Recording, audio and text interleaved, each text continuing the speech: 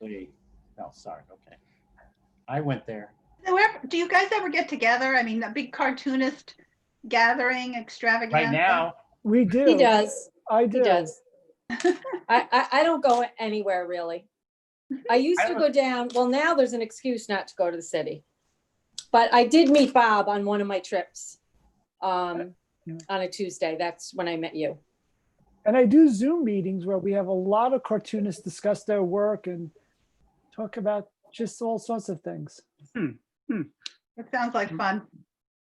In the old days, there was, gatherings every Tuesdays and Wednesdays when there were 2 art meetings and two groups of cartoonists who would show up and then go out to lunch. Yes. I have been to the Pergola d'Artistes. The Pergola? Yeah. Yeah. Lunch with French Mr. Broad. restaurant. Oh, there is one? Really? Yeah, So yeah. It's continuing, this It tradition. is. Not anymore. They stopped. It's not, well, since COVID or before that it was though, right? Before the pandemic, they stopped doing the lunch. I Really? didn't know that. Because the offices moved and everyone got dispersed and the veterans were not coming to the office as much. Oh, So the whole demographics changed and so did the lunch. Really? Oh, wow. and is that because you're not really, you stopped submitting in person essentially? Yeah, Stephanie, that's correct. For the most part, that is true. Yeah. I'm sorry, Ed. Oh, no, it's just that physically they're not set up anymore for the kind of group, a cohort gathering as well. So it's dwindled for various reasons. Stephanie, for just a housekeeping note, at one point or another, I might have to disappear for a minute or two. No problem. Okay. No problem. I don't know if there's something I should do to void my screen or Ed, maybe you could just mute yourself at that point, probably. figure out. Oh, there. Okay, on that. So the little- mute is actually in the lower left of your Yeah, screen. I see that. Okay. And that's all you have to do. Should it be on mute when I'm not talking in general or what? Rich, I don't know how you feel about that. I would say probably not necessarily, because I think we can have spontaneous conversation a little more easily if you're not on mute. Yeah, okay. I would say if you're all sort of in conversation, no. But if someone is sort of talking for a period of time, just because sometimes there can be a feedback issue where your speaker is feeding back into your microphone. So for example, at the beginning, when Stephanie provides an introduction, there I might recommend that you all mute just so that we can just hear Stephanie speaking. And then after that, we can open it all up. Okay? Hey, I have a question. My little thing on top that I have to click to change, like to mute myself, keeps going back up. Is there a way that I can make it just stay down here? That wasn't technical enough? Okay. The little drop down thing. I thought we were keeping it clean around here. You're working blue, Teresa. Well, I guess it doesn't matter. Like I have to do this it doesn't matter. You can't see me doing anything, right? I would just say, don't worry about it at this point. Okay. I have my 6 o'clock wine next to me. But we see you perfectly and you look wonderful. That's just sad. Well, I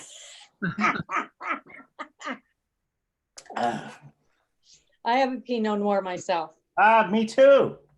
Also, I see we have a Weinenar. That's right. What's with you and Pinots anyway, Teresa? Pardon? So what's with you and Pinots anyway? That's a great line from Sideways, the movie.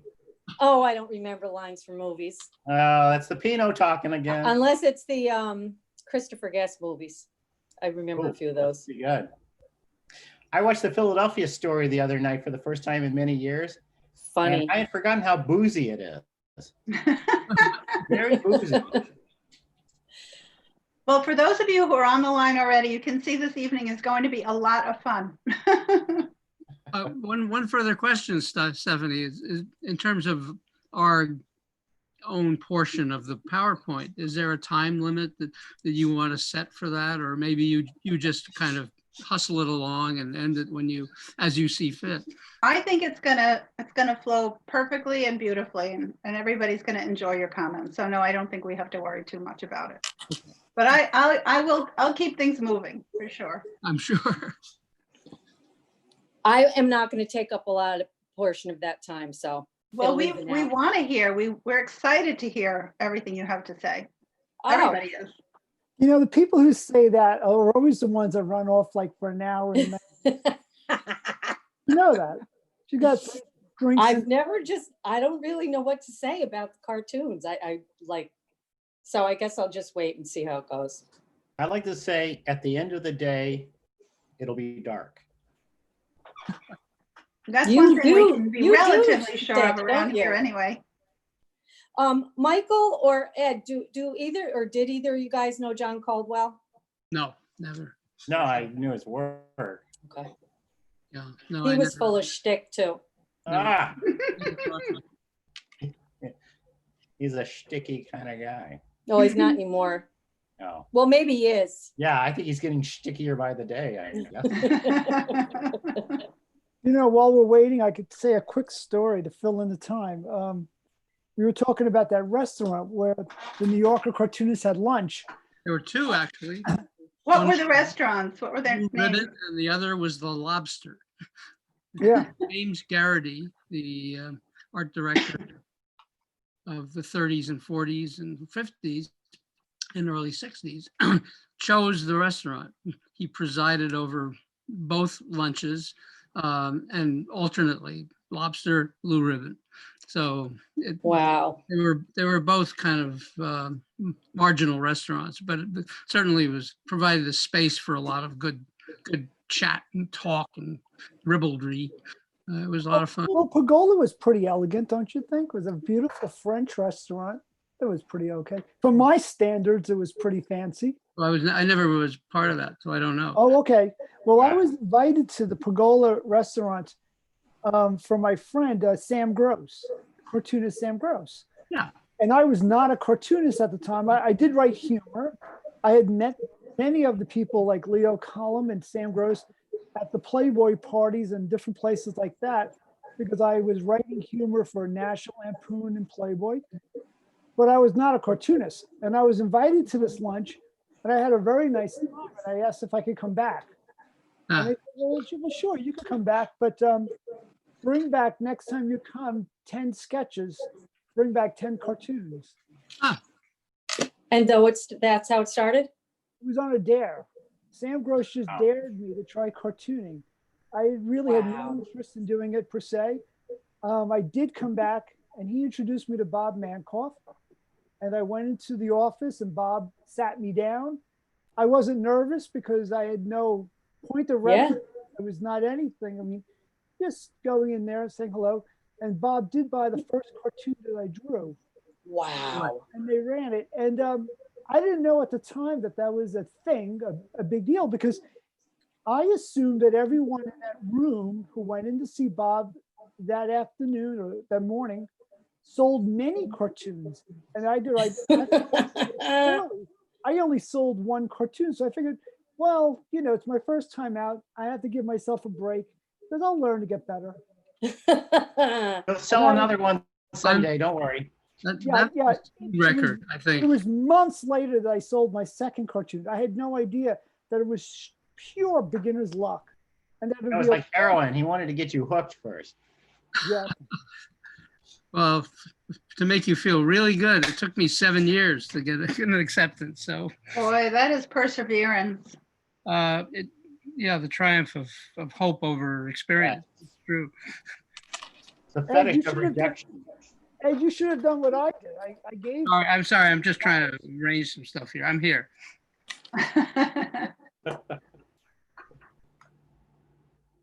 I should have given up, really.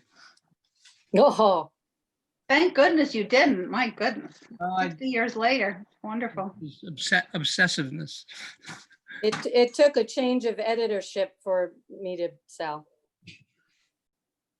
Ed's That's how working that on a batch right now as we're waiting. No, I'm just. Impressive. Ed, can you just There's one stop thing I'm working for looking 1 for. minute? I can't find it. Just a wonderful quote from E.B. White, but I didn't. I had it right here. E.B. White. E.B. White, great man. Michael, how do we know that name? He's my great uncle. Is he really? No, not really.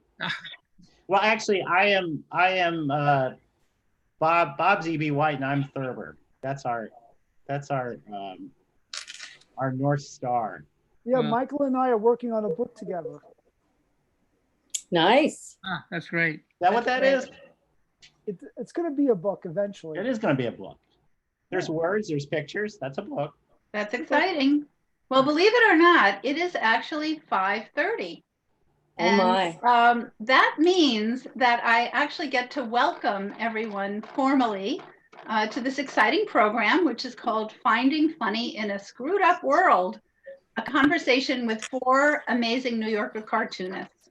And this program is actually created in conjunction with our current exhibition, which is Liza Donnelly Comic Relief, which features the work of another wonderful New Yorker cartoonist. And we are very, very happy that you've joined us. This is actually the first in a series of Tuesday evening programs at 5:30. So please stay tuned for other things. But in the meantime, we just have a really wonderful evening for you. And this conversation is really going to look at the ways that, or I should say, the role of humor in challenging times. And we are lucky to have with us, and maybe they'll wave, Bob Eckstein, Ed Koren, Teresa Burns Parkhurst, and Michael Shaw, who are all going to share their experiences as visual commentators for the venerable publication and share some of their many memorable cartoons. And there are many, many, many memorable cartoons from each of them. They'll also consider the role of humor in challenging times and the ways that cartoons inspire us to keep smiling despite it all. Whether irreverent, ironic, or absurdly entertaining, cartoons do much more than make us laugh. With humor, clarity, and empathy, these witty, intelligent reflections on the human condition shape cultural narratives, and they invite us to engage with the things in life that we would rather sometimes not. Following the artist's comments, we will look forward to your questions via Zoom or YouTube. So please do send them along in the chat so we can pose them to the panel. And it is now my great pleasure to introduce the artists who will be with us tonight.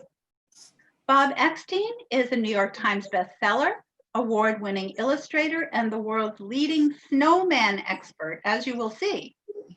He's the author of The Illustrated History of the Snowman. Bob teaches at New York University and has 2 new books coming out, The Elements of Stress and All's Fair in Love and War by the World's Greatest Cartoonists, actually, which is available in our museum store. So we're excited about that. We're grateful for the wonderful work that Bob has done to make this program possible. All of our current participants are featured in his current book. Ed Koren has been a contributor to The New Yorker for close to 6 decades, and his illustrations have appeared in a wide range of publications, including The New York Times, Newsweek, Time, GQ, Esquire, Sports Illustrated, Vogue, Fortune, Vanity Fair, and The Nation, as well as The New Yorker, of course. He's published several collections of his work and books for children as well. His 2018 book, In the Wild, is a collection of cartoons inspired by, as he says, country life, ex-urbanites, locals, and the ironies of living in the boonies.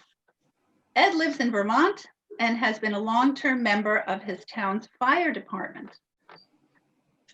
Teresa Burns Parkhurst is a cartoonist whose drawings appear in The New Yorker, The Wall Street Journal, Barron's, the Harvard Business Review, Reader's Digest, Playboy, and Airmail, among others. She designs greeting cards for Oatmeal Studios and Sellers Publishing, and appears in Everyone's a Critic, the ultimate cartoon book. She is, as she says, both proud and ashamed to have been counted among the usual gang of idiots at Mad Magazine for 16 years. She lives in Albany and says that she enjoys not going places.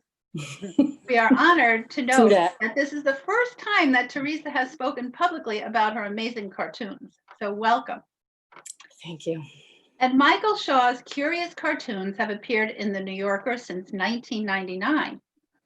They've made appearances in the St. Louis Post-Dispatch, Harvard Business Review, Prospect, and online at weeklyhumorist.com. They've also been seen on cocktail napkins, assorted textbooks, ABC News, an episode of 60 Minutes, and MSNBC's now moribund Ronan Farrow Daily, where his blank cartoon was shared by thousands of people following the Charlie Hebdo attack. Michael's current day job is as storytelling specialist and wizard of light bulb moments at the University of Wisconsin Green Bay, which means that he works as a writer in the university's marketing and communications Figured department. that out. I did. I figured it out. A little quick research. I also want to introduce my colleagues, Rich Bradway, who is running this wonderful program from the technical perspective, and our chief educator, Mary Burley, who is behind the scenes looking at all of your questions. So with that, I would love to invite Bob to jump in. We are going to actually look at some wonderful images. And Bob was a great inspiration for this program. Apology, there we go. That's the first one. I'm sorry, I'm just gonna get this full screen. Okay. Let's see. Can everybody see that okay? Didn't come up yet. Sorry, I'm just gonna try to get this so I can see you too. You need to share your screen, Stephanie. Oh, I'm sorry. I didn't do that yet, did I? Thank you. Thank you, Rich. It's definitely while you do. He does sound like the powerful Oz He does. from behind the curtain. Well, Bob, would you like to start as I share my screen by telling us just a little bit about how you got going with the book?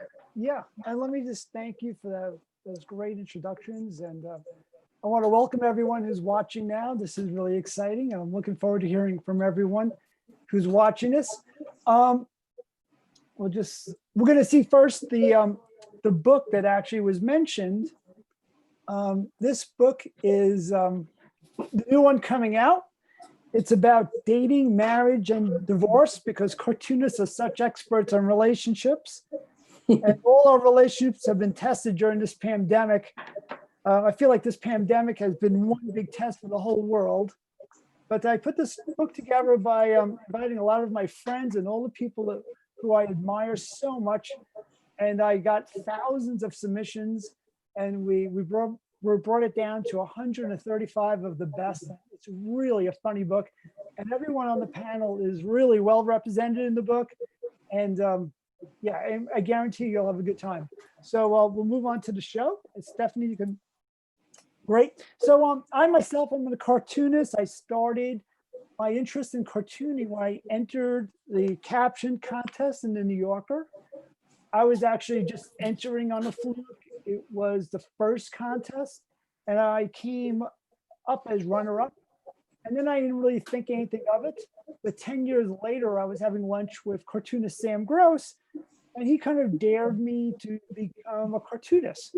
And then you could advance. And then I decided to try that. At the time, 10 years after I did the contest, I was at that time a snowman expert. I had traveled the world for 7 years and done all this research on the subject of when man first made snowmen. And I had hired all these cartoonists to be in the book, but I wanted an intermission in the book and to have a break. So I used all these snowman cartoons. And I actually ran out of money. You could advance it, Steph. I ran out of money. So it says, so where do you see yourself in 5 months? What happened was I had some space left over in the book, so I filled it in myself with a cartoon or two. And then I actually took Sam Gross up on his dare, and I went to the New Yorker and went in with a batch of cartoons, and it was total beginner's luck because I was able to show Bob Mankoff a batch of cartoons, and he actually purchased one of the first cartoons I drew. And I became a cartoonist. I knew when I started being asked, you can advance it. When I was asked, where do I get my ideas? And I think that's what the question everyone always asks cartoonists is, where do you get your ideas? This cartoon actually is going to be running in the new Reader's Digest. It was a cartoon actually that I had floating around for a while. And I posted it on Facebook, and it actually went viral. It had about 800,000 likes and shares a few years ago, and I'm sure it has over 1 million now. It's very popular in Brazil and in Asia, and a lot of yoga centers have used this themselves illegally. And I actually settled out of court with one who, because they made it their whole logo and everything. But this cartoon actually was part of a batch. And just to answer one of the other questions that a cartoonists are always asked is, how do you submit your work? Well, we send in batches in person, or we send them in electronically, usually in groups of like 8 or 10, and they call them a batch. And then hopefully the art director or the cartoon editor at the New Yorker's title is cartoon editor. They hold some, and then they will show it to the editor of the magazine. In that case is David Remnick. In this case, I do remember submitting this to Bob Mankoff. He wouldn't hold it. I did resubmit it, and I still couldn't convince him to hold it. And it's finally getting published somewhere. So you just never know. But that answers another question of, do people resubmit their cartoons? And they do. And this was a favorite of mine. So anywho, the first question is, where do I get my ideas? My garage, actually the roof of it. This is where I go to work. I commute by wooden ladder, and you'll see that I sit up on this bench that I made. It was an Adirondack bench, they call it. That's the design. Just a few pieces of wood, cost me $15. And this is in Pennsylvania, where I'm Zooming right now. I get a lot of peace and quiet up here because there's no internet. And where do I get my ideas? Well, I do try to set my mind into a state of playfulness, something that I learned from Monty Python, John Cleese. And I do try to find myself allowing my brain to come up with different ideas, allowing myself to make mistakes if I have to, and just trying to find any ideas that might pop into my head. Good. Advance. This is my first pandemic. So all my work has been about the pandemic. I've done about 10 covers, all with a pandemic theme. I've written about a dozen stories in different magazines, all about the pandemic. As you could see in the next cartoon, that my own plagiarism is a pandemic. I'm even stealing my own ideas. I've done about 50 pandemic cartoons. And this news cycle really just writes itself. The piece I did here was based on the Goya Bean scandal or controversy, and I came up with titles, and I'll read some of them now. One says, hashtags, whole stewed lemmies, mole sauce. We have canned applause, white rice matters. We have a Goya can that says lock her up. We got paper towels, self-absorbed. I won't read the last one for the delicate constitutions in the audience. So we'll move on to another piece I did, and that was Pandemic Monopoly. And I did the tokens as well. We have a Confederate statue as a new token. I replaced the popular shoe with a kneeling football player. And here we have some different spaces. I'll read a couple in case you can't see it. The community unrest card says, complete first Iron Man remotely from living room. The one above it is invited to Zoom wedding, pay $100 for a gift. And then the other card says, went to Disney World, go get tested. And here's some other spots on the board with one of the other new tokens, which is a roll of toilet paper. Could advance it. Thanks. And that's the little dog, the favorite dog with the mask. So one of the other things I did during this pandemic was to write a book with Michael on this panel about stress and how to cope with this year. It was meant to help people with this whole year. Neither one of us are trained doctors, but it feels like everyone has pivoted and is doing something different anyway. So I figured, why not us as well? I noticed that when I do book events, that happens all the time now when people ask, they ask me, so how do you write a book? And often it's someone like a heart surgeon. And I will say sometimes, well, how do you do heart surgery? Because I get a little insulted when people feel like they could just write a book like that. But this is now the new thing. And me and Michael are giving our try with it with elements of stress. So here's another cartoon I did on the pandemic. I think that lifeguard's going out there just to not save someone, but to separate those two women on the left. And then the last cartoon, and I do hope the year ends a little bit better than this one shows it's going to end. I'm now going to pass the baton on to Ed, whose work I really adore. And I want to thank him for being a part of the panel and being part of the new book coming up. And thank you. Bob, thank you so much. Your drawings are just amazing and wonderful. Welcome, Ed. Thank you so much for being with us today. We are thrilled to have you. Let's see if we can get started here. Should we start with this one?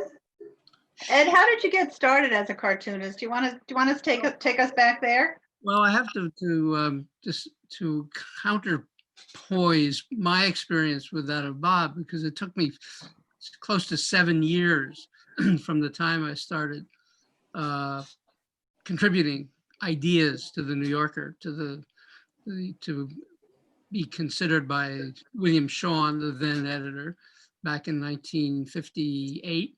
My first cartoon was accepted in 1962, and my second one was in 1964.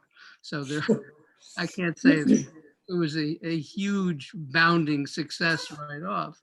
And my hat is off to you, Bob. I'm really impressed by the rapidity with which you become a cartoonist for the magazine. That is my other. That's my day job, or not my day job. I'm a volunteer in our local fire department. I've done it for 30 some odd years. Hard to give up. I love it.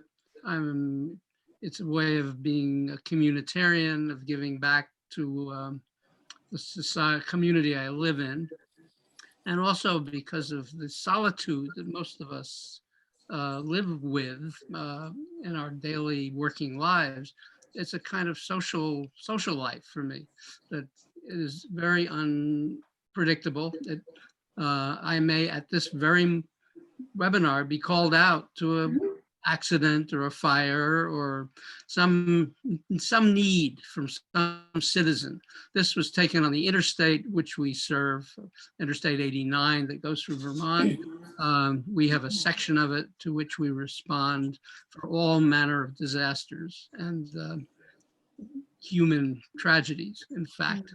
So, and sometimes very dumb things that do not require much of anything. So it's, in truth, the life of a firefighter anywhere, but we do it as amateurs in a way, although we're pretty good at it. And it's there are more volunteer firefighters in the U.S. than there are paid professional ones. Anyway, cartooning. Back to that. Do you want to read this caption? Oh, sure. He is saying to this gentleman who is somewhat older than she. She said, "You're really nice, Richard. I was hoping I could fix you up with my mom." So, so it is, what I do is more comment on the human condition than political or kind of contemporary events. I mean, I have not done really anything on the pandemic per se, although a lot of it refers back to it in many ways. And so the way I got started as a cartoonist was more as an artist, and when I was young, but then when I was in high school and I started drawing for the high school publications, which then were in great quantity, and then college, of the College Humor magazine, of which I became the editor as well, and on and on. So I had a long kind of apprenticeship in this. Divorce sale. This is, of course, gender defined, and all of the so-called supposed objects of domesticity, her side, and all the guy stuff, the macho stuff, the guns, the boat, the golf clubs, all which is, of course, why they're getting divorced. I mean, it's a drama, and my attitude towards cartooning is that of a theater director. And so what I do is I orchestrate the scene, I cast the drawing, and then I set the lighting, I discover the right moment and the relationships between the characters. So here is a good example of that. Your father and I want to explain why we've decided to live apart. So how did that come about? It was someone saying something to that effect.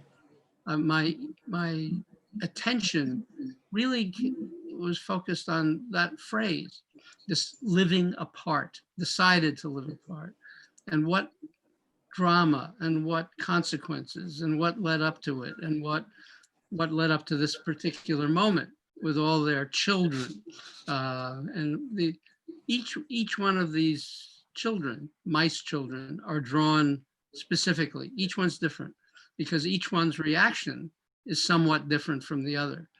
And the two parents, ex-parents to be, or ex-spouses, each have their own relationship to this news that they're giving. And it's the body language, it's the expression, it's the gaze, all of that, not to mention the huge put in. So and amazing that you were able to draw this cast of thousands. It's just incredible. Whether I've never counted them, because I'm glad you did.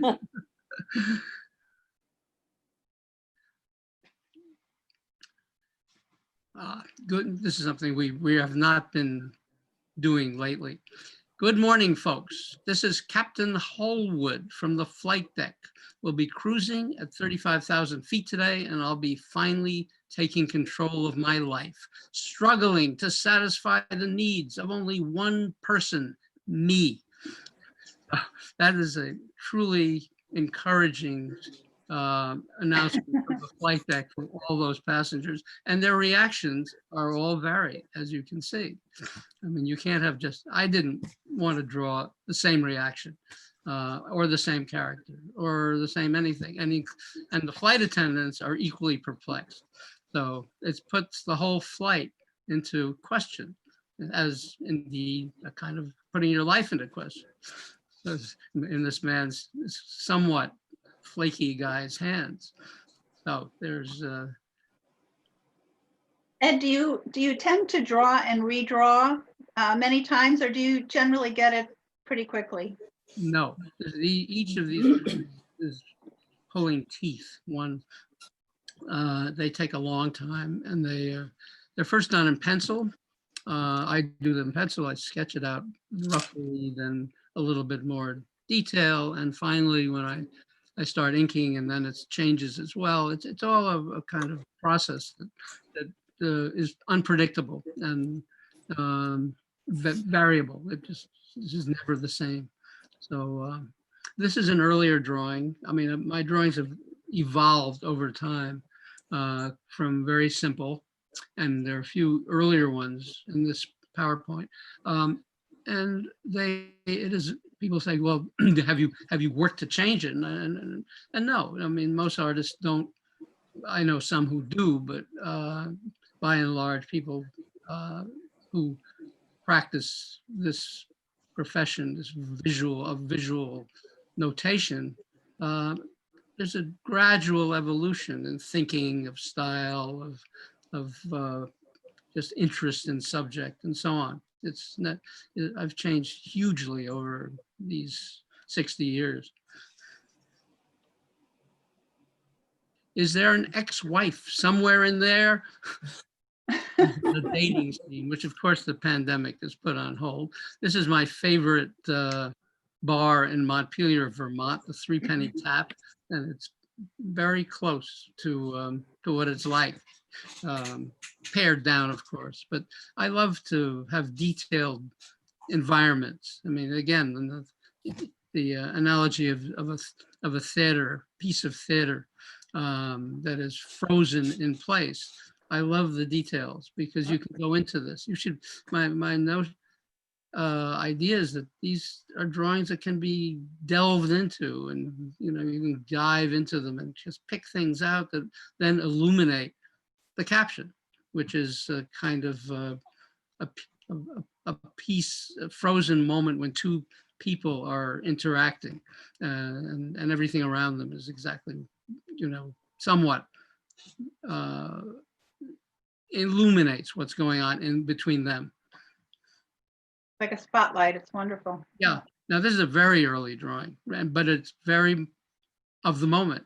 It says, tonight we're going to let the statistics speak for themselves. And it does refer, of course, to our statistically sensitive government and so on, and the tug of war or battle, cultural battle over statistics and science. So it's it all comes back to the. It's what Lily Tomlin once said: no matter how cynical I get, I can never keep up. So, and this informs my working life. So, okay, this is also from some time back, but if you were to boil your book down to a few words, what would be its message? I mean, this is the days of TV shows with book interviews, and I suspect there are very few in number these days, but they're all, transferred to the internet in one form or another. But as you can tell by the old style TV camera, the vintage this cartoon refers to. That's wonderful. And actually, if any of our artists want to jump in and comment on anyone else's work, we'd love to have your thoughts. Well, I love this cartoon so much. It was in the first book in the series, as well as the cartoon coming up. I want to know if Ed, are you a nib man? Do you use a nib? Am I a nib man, Michael? Oh man. Oh God.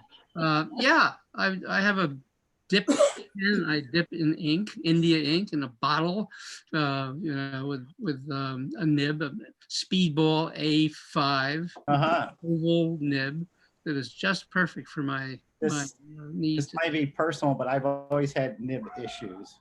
Nib issues. Oh, I'm sorry. Yeah, I'm left-handed, and it's grotesque. Oh yeah. I can understand. A pool of ink. Oh, my sympathies.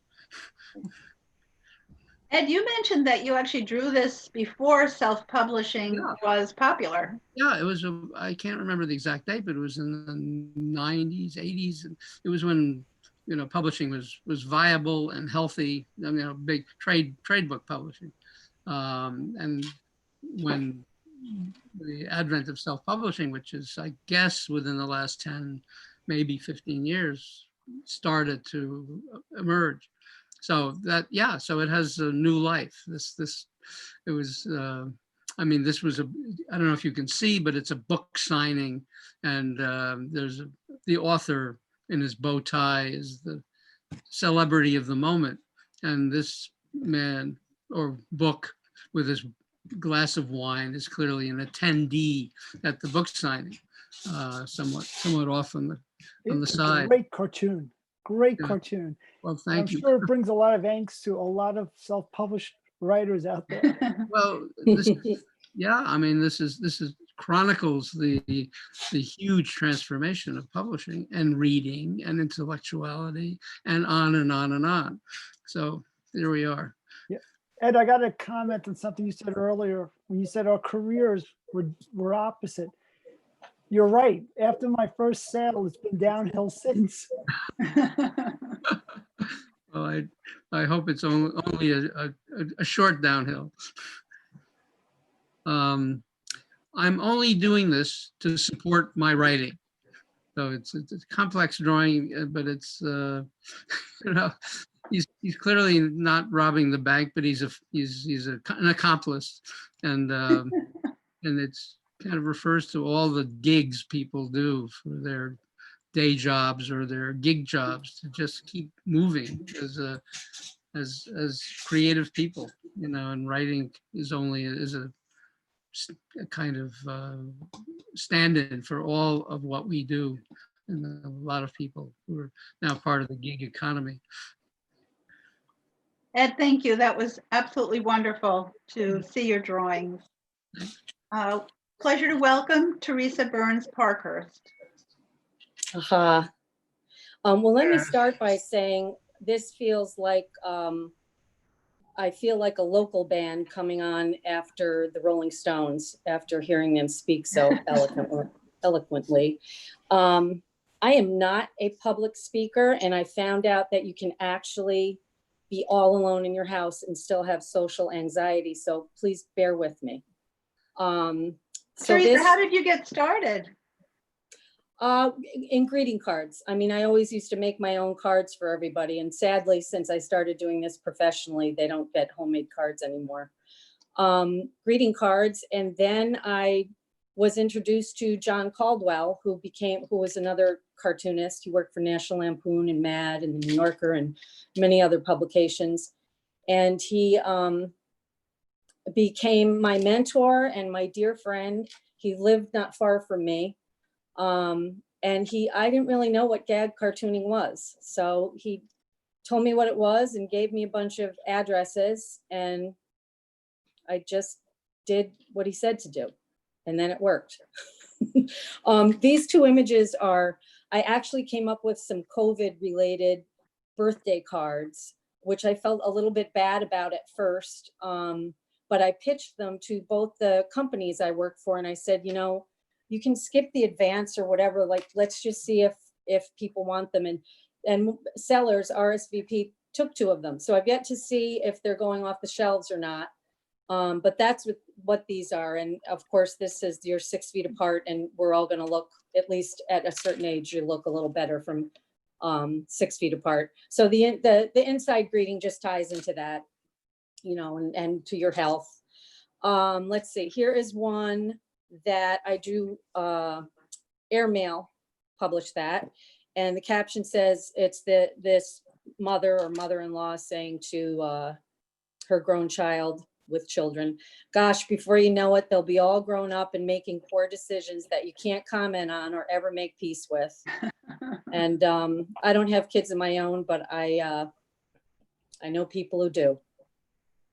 So that's where that inspiration came from. Great. Trying to keep our mouths shut. We Not can go to easy, the next. guys. Oh, and this, well, thank you very much, Barron's published this. I pitched this to a bunch of different places, and Barron's finally picked it up. It's a couple having drinks, and the man is saying, I have a confession to make. There's another woman I haven't been listening to. So speaks for itself, right? Teresa, is it common that you have to share things with different publications to get something published? I would say fairly common. I've definitely shopped.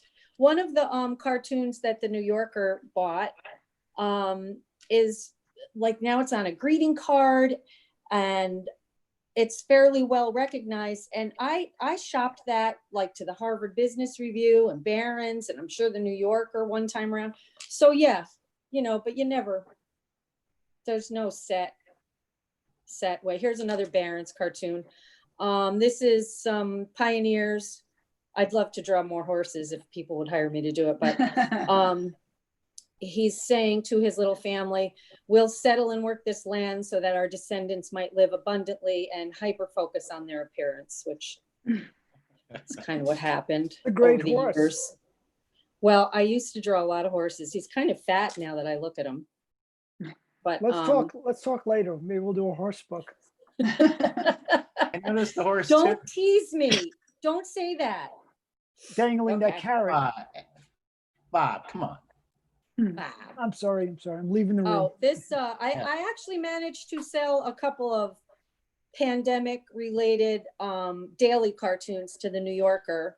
And this was one. And it's classic, person in their house making a little clean space for their Zoom meeting while chaos reigns.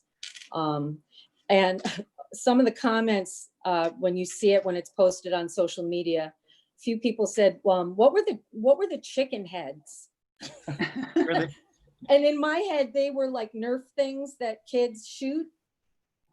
That's what they were. Like sticky, those suction things that you can shoot. Teresa, I'm getting a hint of George Booth with this cartoon. I have to tell you that. Well, I like detail, not in the way that Mr. Koren does, but I like thinking about ordinary things in people's houses. And I did a recent one for the New Yorker, and I had so much fun making this guy's dresser. I put just for men. Nobody could see it. Like, I only know what it is. Just for men. I had a Fortunately, I do. Some relics like that, little food that nobody buys anymore. So anyway, that was a pandemic. Teresa, you mentioned during our practice that your backdrop today kind of relates to the Yes, pandemic. thank you. Thank you, Stephanie. This is a tribute to my clothing, which has been mostly ignored since March 14th. And it sits in there and wonders why, why can't we go out anymore? Why aren't we doing anything? And so today I thought it's colorful and it hides things. And I just wanted to, give a few props to my clothes. Well, thank you, Stephanie. Teresa, I wanted to say too, can you hear me? Yes, I can. Oh, okay. That drawing just before this was also in the tradition of George Price, and with his focus on chaos and his interiors that are just so rich and complex, and really came back to the main idea of what he was after. So I don't know if you were familiar with his work, but I'm not, but now I'll look him up. Thank you. I should say too that usually when you sell a daily cartoon, everybody can submit their ideas by 9 o'clock in the morning. And by 10 o'clock, you find out if you sold. And by noon, you have to have the artwork in. Luckily, this was one I had sent with my regular batch, and they pulled that out for a daily. So I couldn't have drawn this between 10 and 12 o'clock anywhere near as well as I could draw it with having some advance. So there's that too. So you would have submitted the sketch early on, Teresa? The sketch would have the sketch went in as a like a weekly batch, and they didn't buy it for the magazine, but they bought it for use in the future as a daily. So I had time to draw all that mess. Thank you. This is another family related one. It's a forlorn student in his desk that looked like my desk that I had in Sacred Heart School. And the teacher is saying, "Oh, honey, I'm so sorry. I didn't know your mom and dad were doing a project together. Is it the kitchen? Do you want to talk about it?" So, home reno it's not fun. Let's see. Here we have some campers. And the woman is saying, "So is this the fun part, or will there be even bigger bugs sticking to my face soon?" I think it says soon. I can't see the end of the sentence. It does. Okay, that's my feelings about camping. That struck a chord with me too. Here's some cows just talking about their kind of loser guys that they've been with. And one is saying, yeah, I broke up with Kevin. One day he let these 2 flies crawl over his eye for like an hour and he didn't even shake his head. And I had a lot more copy after that. I was like, or blink, or so they edited that down so it's a little shorter, but I was really happy that if I could draw animals speaking to each other like all the time, that would make me happy. Teresa, cows don't seem to inspire you as much as horses. I have to say that. Yeah, I know. I didn't grow up. I didn't sit and No, in draw Wisconsin, cows that's in not my a cow, notebook my all the time. friend. This is a cow. Oh, great. Thank you. In Vermont, Thank it you. isn't either, but it's, Teresa, those were wonderful. Thank you so much for sharing them. Thank you so much for letting me. And last but certainly not least, we have the wonderful Michael Shaw. Right. So I'd like to thank Mr. Rockwell for inviting me. Yes. The last time I was in a museum, it was at the Thurber House in Columbus, Ohio. I actually got to sleep in the attic, the mythical attic that James's father climbed into. Wow. And yes, I was bitten on the butt by the ghost of Mutt the dog. So I have trauma. And speaking of trauma, here's one of my, this is a cartoon that ended up on 60 Minutes with Bob Mankoff's profile. Gays and lesbians getting married. Haven't they suffered enough? So it's going to go downhill from there, ladies and gentlemen. I have a credo, by the way, and that's tragedy plus time equals comedy, but who has time anymore? So I go right to the funny. Someone else is going to have to stop me. So this is probably one of my more popular ones. It's, please enjoy this culturally, ethically, religiously, and politically correct cartoon responsibly. Thank you. It's blank. So what was interesting is this went viral after the Charlie Hebdo shootings as the New Yorker's response to that shooting, but it had been drawn a little earlier than that in response to another shooting. So my work has always been comfortable with chaos, conflict, you know, that sort of thing. So this is kind of in my wheelhouse right now. This is a historical cartoon. Not yet bought by anyone, but you can see why. The colors were Hamilton's idea. This is Bob's favorite cartoon, and that's why I included it. So It's a great cartoon. it's fun. Bob, what was it that attracted you to this cartoon? The mantle. You know, I'm a big fan of Mantle. mantles. I'm talking funny. about working mantles into your cartoons. I told you Yes. that's what you needed. When I first started, they said, Michael, could you draw better? And I said, no. They said, your furniture looks like it's made out of cheese. You know, I'm in Wisconsin. What do you expect? Anyway, this is the rock. See, you can still see there's a little pencil drawing there. Michael, I love the way you draw. It's like the Clash. The songs still have spit in them. Your cartoons have spit in them. It feels personal. I feel connected. And I'm serious. I really like the way you draw.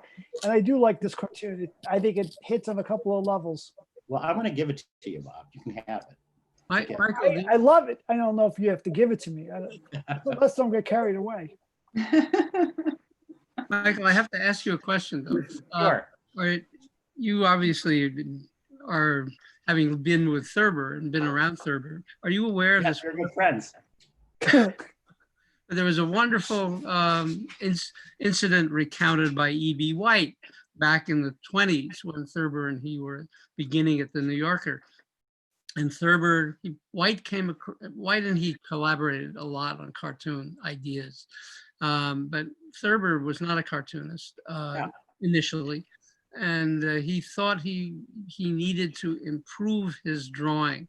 So he was at one point in his office working to improve what he felt were inadequate drawings. And he was working at cross-hatching, trying to learn it.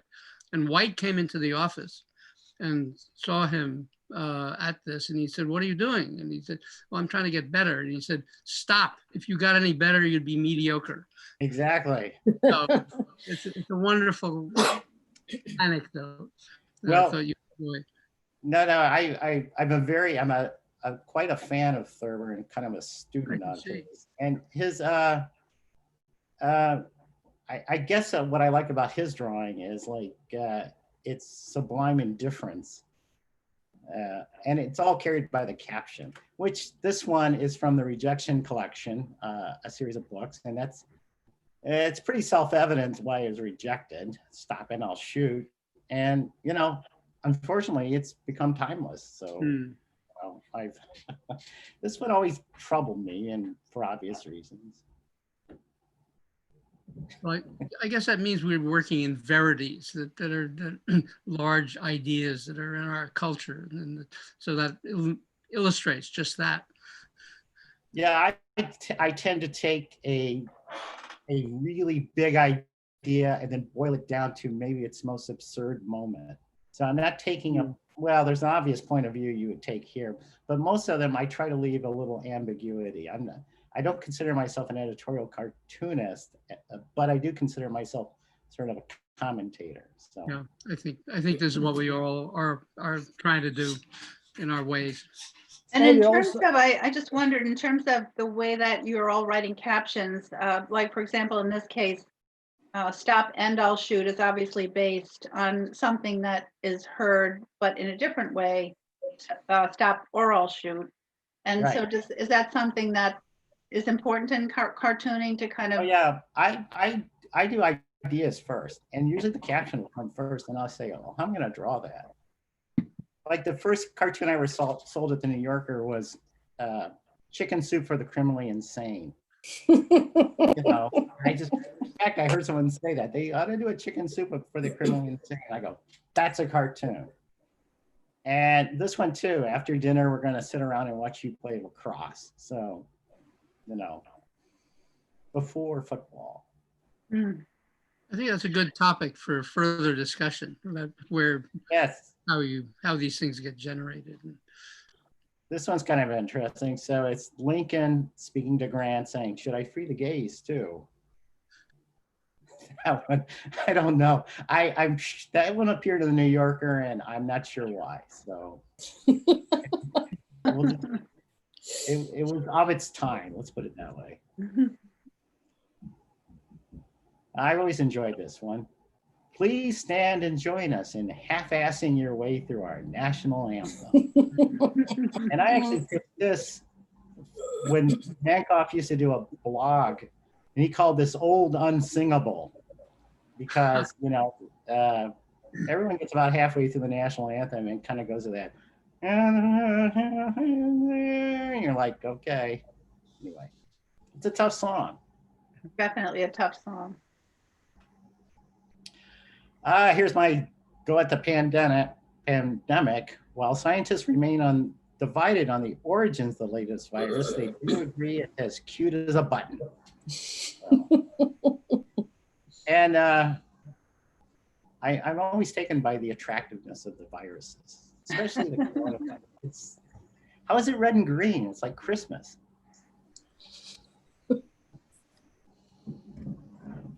Can't we put in something about rich white guys don't have to pay taxes?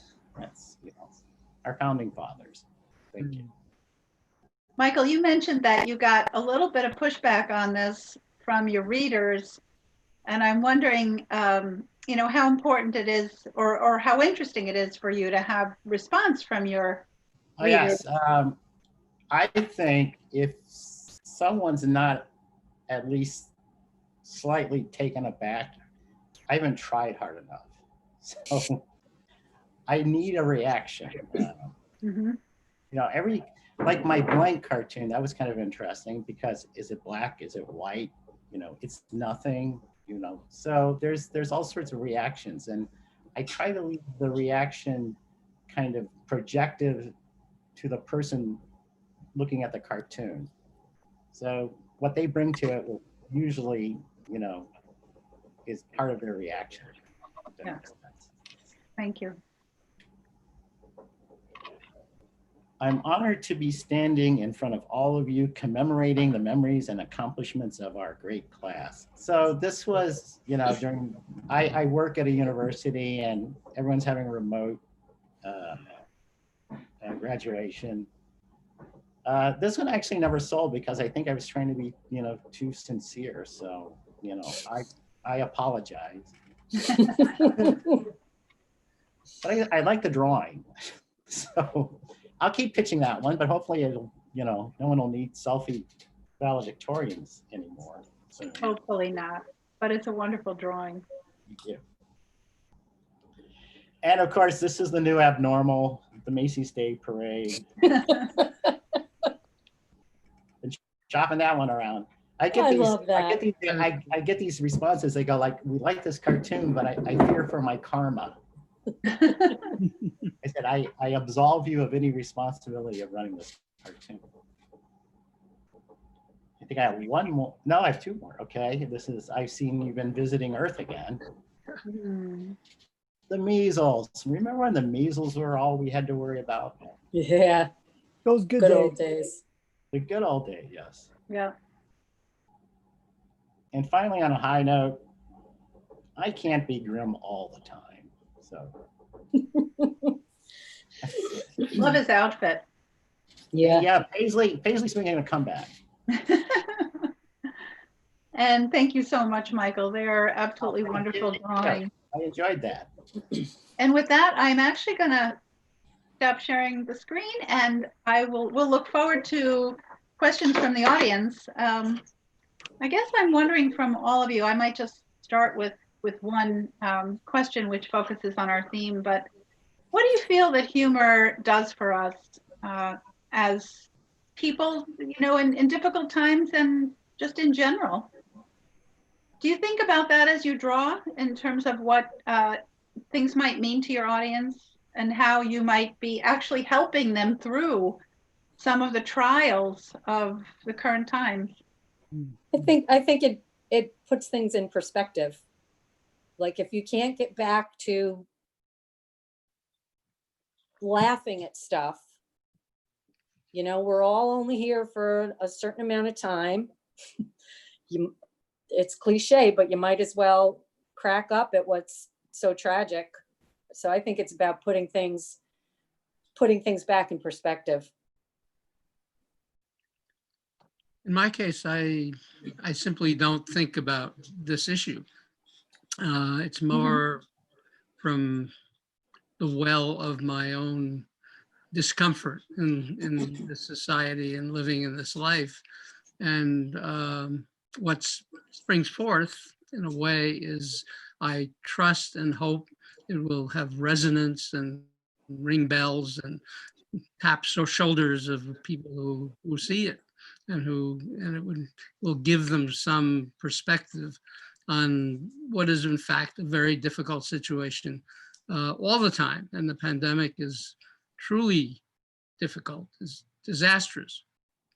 But even before the pandemic, for many people and for most of us, life is a very interesting kaleidoscope of difficulty and joy as well. So all of this is mixed up in how I work, and with nary a thought about my audience, hoping and trusting that they will each grab and extract something of value from the work that I cannot predict at all. And so it's an article of faith that I have something to say.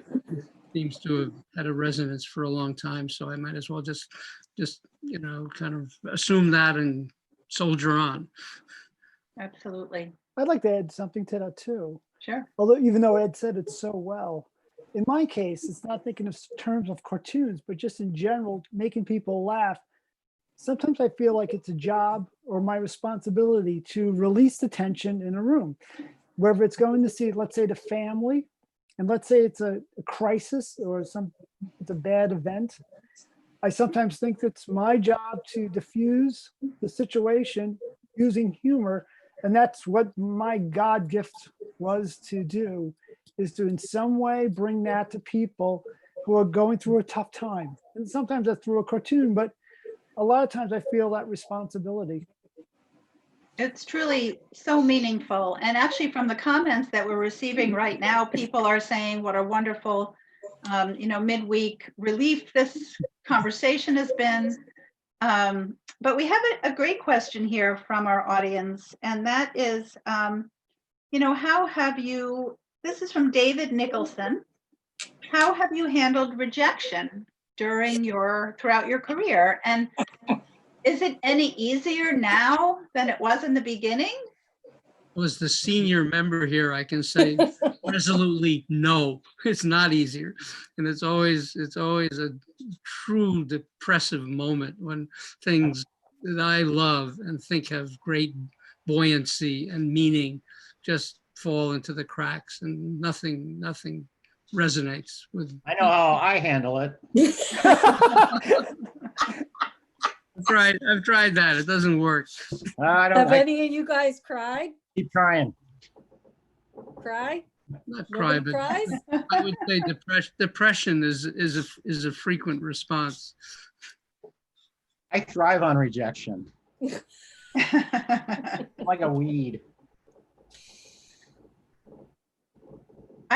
I wonder if you wouldn't mind to explain to our audience who might not understand, just in terms of this concept of acceptance or rejection, how your cartoons are submitted, how many you work on, in any given time, and, what that process is like. And if you have any sense of what the decision-making is at a magazine in terms of the selection process. But what's your weekly experience like in terms of submitting? Anyone? And yeah, Teresa, do you want to jump in? Sure. I try to come up with 10 cartoons a week. And if you make a sale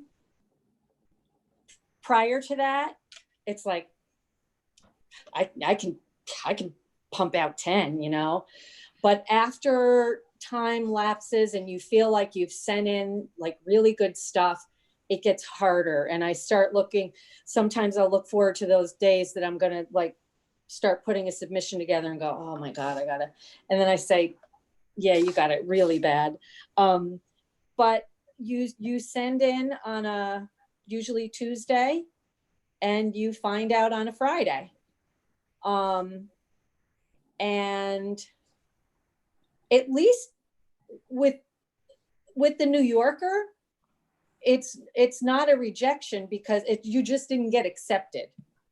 But I'm sure we've all gotten letters and, they're not saying we turn this down for a reason, but at least so that's a good one at the New Yorker. And there's always like the next week, which is awesome. It's not like you have to wait for a quarter or a month. It's always the next week. So that's my experience. Just It is relentless. put it out and get back on the horse. Sorry, Teresa. I submitted for like 2 years. I won a contest and got a weekend at the Algonquin, completely paid for. Met Bob Mankoff, met Ross Chass, and I go, wow, finally I'm in. And it was another 2 years that I kept submitting. Then finally I got this big packet. I go, wow, it's my acceptance, my onboarding documentation from the New Yorker. I opened it up. It was everything I had sent in before, with one little note that said, please enclose postage if you want these sent back again. And that was from Bob. Oh, Oh, I go, terrible. and I said, wow, he actually looked at them. Oh, So you measure your career at the New Yorker in terms of years and decades. I mean, you really can't live from week to week. So. And let me explain that Bob is Bob Mankoff, who Right. used to be the cartoon editor at the magazine. So, and he said, Michael, we really like your work. Don't move to New York. So, I stayed in Wisconsin. And I guess we have another question here, which is, does the editorial decision-making change depending upon who the cartoon editor may be, or is there a a shift in what things look like, or maybe what's chosen? Ed's had the most of those, so. Yeah. That's true. Yes, there's been a huge change over time, depending on the cartoon editor, the editor of the magazine. All are factors, and the editor of the magazine, as best I know, has been the decider of cartoons, and the cartoon editor has vetted the submissions over the years, whittled them down from the thousands they get each week to a manageable amount, I guess. I mean, if I'm not a caveat here. I'm not privy, never have been to the process. It's always been as an outsider, and what I'm saying is kind of gleaned almost intuitively from what I think happened, but I never was able to know how any editor would react to any work I ever submitted. So Sean had his own ideas of what constituted a cartoon, and I think it was based on his predecessor, Harold, and founder of the magazine, Harold Ross, who had a very specific idea of what a cartoon should be and the kind of drawing and the kind of individuality the cartoonists should have. I mean, he was very, he and Sean both were immensely respectful of individuality in the cartoonist, of individual style, voice, philosophy, and so on. So there was a wide range of drawing and a wide range of thinking, from Arno to Price to Charles Adams to all the great early cartoonists, Hokinson, and on and on. They were all nurtured and brought on board and kind of given their way, their head. They could do what they wanted stylistically. There was never any direction other than a kind of overriding notion that these should be relevant, these cartoons, to American life and society, and make light of it in a respectful way, not a cruel way. That was Ross's mandate. After Jim Garrity, who took me on under his wing, then came Lee Lorenz, who was a cartoonist and for me a friend, and he worked with William Shawn, and then he worked with the next editor, who was after Shawn was summarily relieved by the owner, Robert Gottlieb for a brief moment, and then Tina Brown, and so on. So and then Bob Mankoff was hired in the regime of Tina Brown. And each time I never knew what exactly was, only of the Garrity, who was part of a long tradition, and Lee, who was part of the long tradition of New Yorker relationship between art editors and editors with whom they worked. So it's a long way around of saying I remember Bob saying he submitted over 900 cartoons before he got his first okay. So you know the hell he was going to put everyone else through. Yeah. Well, thank you. I think based upon what you're talking about, Ed, I think we do all feel as though we have had a chance to get to know you through your work. And that's such a wonderful thing, as you see it over the years, and really get a sense of what your personal approach and style is. We have one interesting specific question from Nicholas in terms of the concept of relevance and current events. Have any of you ever actually taken inspiration from the Olympics? We must have an athlete in the audience. Well, I just did a cartoon, Remote Olympics. We came up with all the events that were going to be taking place remotely, like cross-country relationships and things like that. One cartoon. Oh, go ahead. I'm sorry. Me? Yes. I this is mad related, but I had an article back when I first started, and it was the obesity Olympics, like obese America. So that was fun. And it took up 3 pages because everybody was, I did one cartoon of someone carrying the torch, and it was during the Russian Olympics, and the flame is going straight up about 100 feet in the air, and the punchline is vodka. It's still available. Question for Michael specifically. Yes. When did you draw the stop and shoot cartoon? When was that created? It was probably 10 years ago. And it was for this collection called the Rejection Collection. And that was edited by Matt Diffie, who was actually one of the co-winners of the cartoon contest I won at the Algonquin. So he got 2 cartoonists out of that deal. And the idea was to come up with cartoons you knew would never appear in the New Yorker.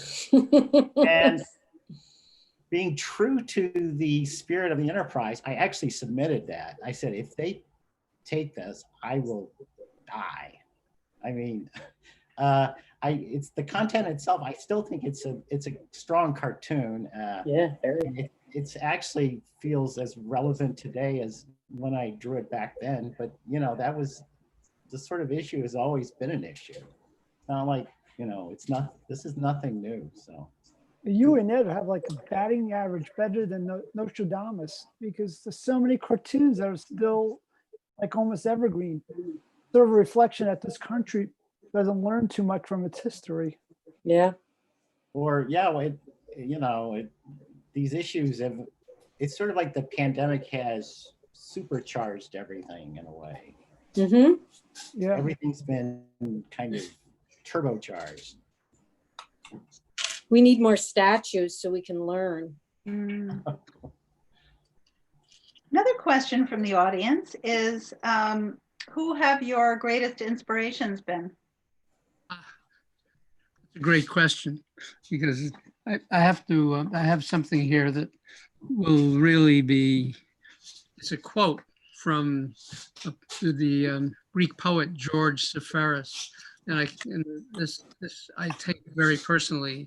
He said, and this applies to cartoon, any artist really.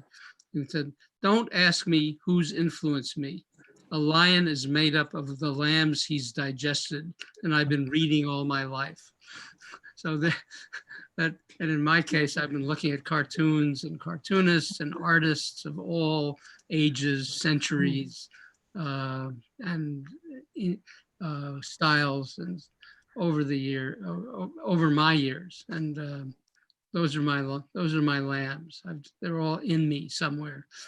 Mm-hmm. Yeah, thank you. Beautiful. Anybody else want to jump in on that one? Who could follow that? Jeez. I know, Seriously. I want lamb now. That sounds good. Well, for I'm me, the New hungry. Yorker cartoonists of the great tradition of New Yorker cartooning have been. Yeah, I received a copy of this book called Thurber and Company when I was 10 years old. And I'm still not quite sure why I got it. My parents got it for Christmas. And I would sit there and stare at it. And he had a series of cartoons like Christmas morning near Sioux Falls, North Dakota. And it was just a straight line. That was it. It was Christmas morning somewhere else. And it was kind of a little curvy line. I go, that's cartooning? I can do that. So I've always been a Thurber guy. Hmm. Well, actually, Stephanie, I'd like to add that me and Michael both are big Bob and Ray fans. There's a lot of old comics that we really admire, and that's an inspiration. Right. So actually, comics as opposed to or comedians. Sure. Do you mean comedians? Exactly. Yes. Yeah. That's great. Yes. Who are some of your favorites? Well, Bob and Ray would be one, and I have to say, The Odd Couple was an inspiration. Mhm. Everything. I mean, my parents could be an inspiration. They take it from all different things, and like Ed put it so well, it's sort of a fabric that you kind of meld together, and then you stir it up, You add a little specks of your own voice, Yeah. and then it comes out something else. But I guess everything can be traced back to something else. I mean, there's no such thing as it not being influenced by something. I guess my biggest influence was initially Buster Keaton and all his movies, the General and stuff. I was a film major in art school, and in art school I didn't do any cartooning at all. And I mean, not that art school didn't help me a lot. I met my wife there. Not initially. I want to add that my wife and I did not get along in school. I wouldn't say we were enemies, but we were almost enemies. But we ran into each other again 12 years later at a funeral, which everyone knows are meat markets. And so art school came back to me and helped me 12 years later. Teresa, anything you might want to mention? Well, this is non-New Yorker, and maybe, well, I don't think it's lowbrow, but Gary Larson. I loved Gary Larson's work. And I did not grow up looking at cartoons. I mean, my father read me the funnies, the comics, but I was not educated on who cartoonists were. And the same with Mad Magazine. When I came into Mad Magazine, everybody knew who everybody was.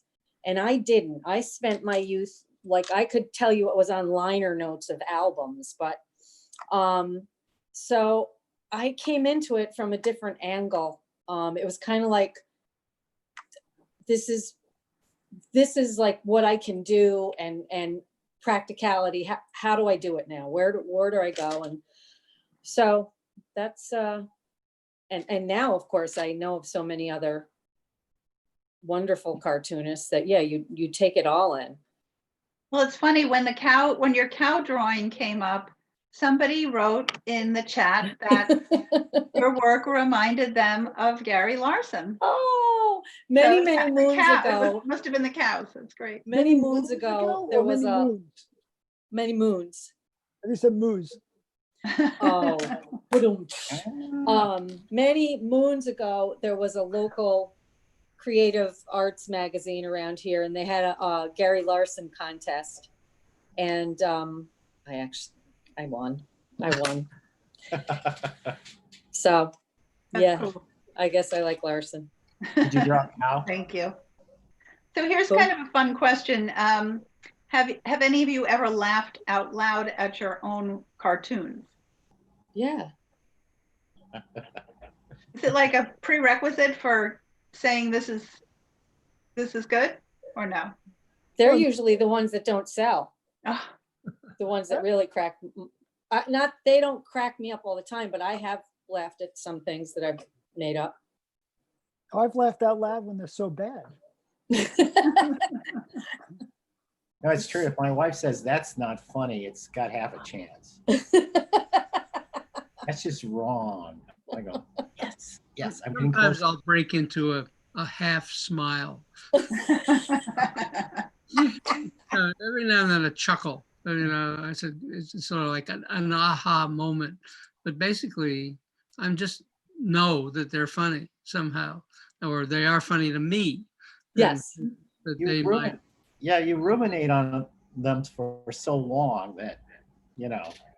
the initial idea you're amused by, and then like here comes the torture of creating it. So.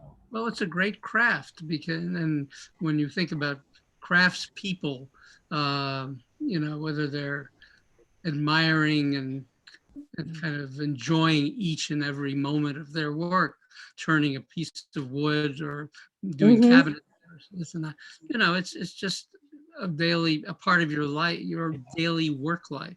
It's a form of craftsmanship, really. And it's funny when I'm drawing, it's like when you're boiling pasta and you throw a piece against the wall and see if it sticks. And if it sticks, you're like, okay, that's pretty good. And, it's that quick. No, but sometimes you do feel like that it's working. You do know that the cartoon is good. And other times when you don't have that feeling, you just know that the answer is somewhere down the road. Yeah. If you have to keep going back. I've learned this from stand-ups who I happen to have met. about how to just be diligent and just keep on trying and not settle for the first comfortable answer, but to keep pushing it back and back. And it's often like I used the metaphor of the African queen. If you remember when the ship is in the reeds and they're looking for the open water, they don't know how close they are to the ocean. Sometimes you don't know how close you are to the ocean, but when you do reach the ocean, you know it. Yeah, That's agree. That's how I feel about creating. Bob, you bring up an interesting contrast between stand-up comedians and what we do, and the solitude in which we work and the public arena that they are brave enough to enter. And the question of laughter and response is so different that, you know, it's basically you who have to respond to your very own work. And the other aspect of this is that when it appears in the magazine, it appears to deafening silence. I mean, there's no way of knowing. Especially in my home.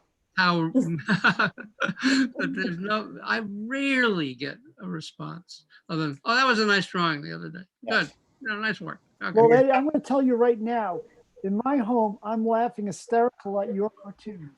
I'll make a tape and send it because you have made my house laugh out loud. I'd like to hear that. I think that's the power of the work, that, you know, it reaches so many people and it impacts them, and yet you don't get to hear about that, and that's probably very hard. Well, one of the great pleasures of giving a PowerPoint or a slideshow or talking publicly with one's work in in your pocket is that you actually get to hear the laughter. Finally, after decades and years, oh really? So that's what happens. It's kind of great. Yeah, and believe me, it is happening all over the place. And maybe we will actually give you one more here from Patricia. So her question is, what are the biggest cliches or things that are not funny that cartoonists should try to avoid? Are there things that are really cliches that come up over and over again, or can a cliche be really helpful when drawing a cartoon? Well, I can leap in and just say the cliches that have developed over the New Yorker's lifespan. That is the psychiatrist's couch. Yeah. The desert island. I can't think of, there are others. The Grim Reaper. The Grim Reaper. Ah. Go on. Sorry, Mike. And the Sabret hot dog card. That's another one that I see quite a bit. So yeah, all of that is kind of off limits for me. But that said, there's always some innovation, some originality that can be brought to it, in the sense that there's no poor subject ever. So yeah, I agree. I tried. Go ahead. I'm sorry. I was just going to say there's no rules. If it works and it makes people laugh, then it works. So you can break the rules and you could go back to the well, to things that you thought everything was said about it over and over. If you could have a fresh voice to it, then, and it's demonstrated in the slideshow of the other three artists that I saw, how they've taken something and turned it on its head and gave it a fresh approach. That's true, because the cliches are an easy visual reach, so they're read very quickly. And then when you can turn them around a little bit, it's sort of a kind of a reward. Yeah, I enjoy a good cliche. I tried. Delicious. Nobody bought it, but I have the island with the shipwreck guy, and I have the Grim Reaper on the island saying, "Shipwreck guy, I'm a man. We're finally in the same cartoon together," because he's I'm gonna get the shipwreck guy. But that's a Joe Duffy cartoon. That's why it maybe didn't sell. Oh, it is? Joe Duffy has done that. It's a great cartoon. He ripped me off. And the banner says, "Good news, bad news." It's a Grim Reaper. There's a great one. Yes, there's a great one. I don't even know who drew it, but it's somebody on two people on a desert island, and there's a bunch of people on the boat, and they say, Oh, they're cartoonists. They're not going to rescue us. That's a, Michael, what about Warren Miller's cartoon where the Grim Reaper comes on the desert island and chops down the palm tree? I don't remember that one. It's on the back cover of Mort Gerber's book. Oh, I'll have to look at that one. I did a Grim Reaper meeting this woman, and the woman says, "You simply must meet my husband." Oh, yeah, that's great. I saw that one. I just drew one the other day where the guy in the desert island gets killed by a coconut falling from the tree. Gets knocked out. That's Well- We can't end on that sad note, sorry. So we have, maybe this one last one could be an interesting end note to this wonderful evening. But the question is creating cartoons therapeutic for you? Or in my mind, is it a great challenge and a cause of some frustration? So is there some therapy to it, or I don't know. I always think it's really miraculous that you have been able to work and live as artists. And I think that concept of whether it's therapeutic is very interesting. Well, I guess it's a question of what therapy, what the questioner means by therapy, because it means that there's some ailment, some hurt that has to be dealt with through one's work, and that's never a reliable way to approach what one does as a professional artist and cartoonist. It's far more a sense of one's calling and what you want to do, rather than make yourself feel better through your own work. Needless to say, we all probably feel great if it really works well. But we apply, it's not a form of mental health. Although when one works wonderfully, you feel really terrific about yourself. Mhm. Yeah, Ed, and they say- not, but it's certainly not a therapeutic. Art is not therapy. Ed, they always say unless it laughter. sets out to be. They say that laughter is the best medicine, Ed. But I always say medicine is the best medicine first. Take medicine. Take medicine. Or if it's therapy, I'm not getting any better. So maybe it's convenience. I can't say it's therapy for me. It is my job. My great joy.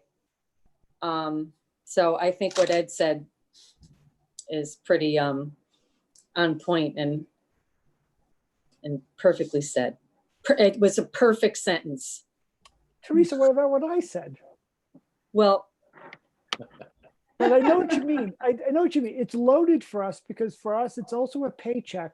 And if we fail at our job, it's money that we're not putting on our table. So for us, there is some pressure built in. Our craft comes with some baggage.